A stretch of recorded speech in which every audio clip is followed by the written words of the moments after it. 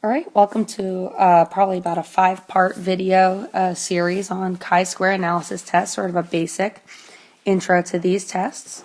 Chi, not chi, chi, is a Greek letter that looks like an X, and chi-square, so you'll frequently see this symbol as the chi-squared, okay?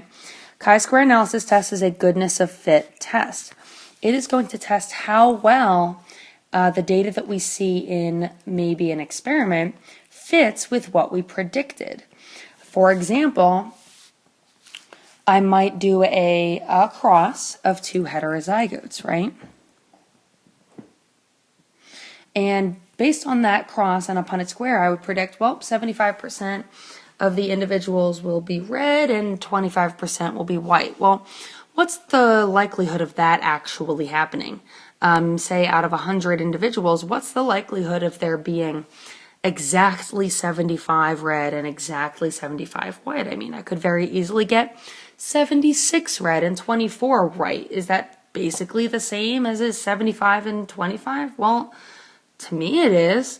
But then what about 70-30 or 65-35? I mean, at some point, how far can you go away from the original percentage before it is no longer the same anymore?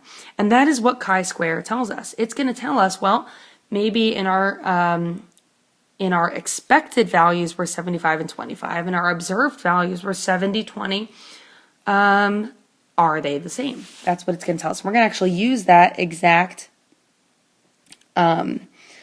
example in this set of videos.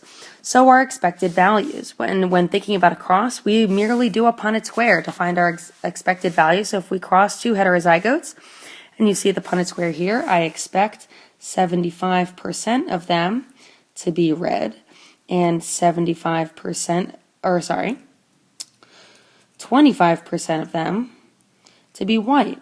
Say these are flowers or something like that. Now, I need a number value. I need a number of offspring to compare.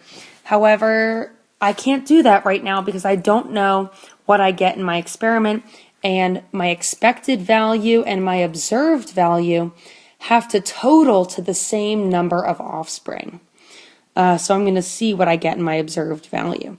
So let's say we do the experiment and I get 70 red, 30 white. That gives us a total of 100 offspring for our observed. That means for the expected, I also want 100 offspring. Therefore, I will take 75% of 100 to get the red, which will be 75 individuals. And then I'll take 25% of 100 to get the white individuals, which will be 25. So those are pretty easy numbers that I chose for our sample experiment. So that's sort of setting up. So we have 70 red, 30 white as our observed, but we predicted 75 and 25. Are they basically the same, or are they actually different? And we're going to find out in the next set of videos.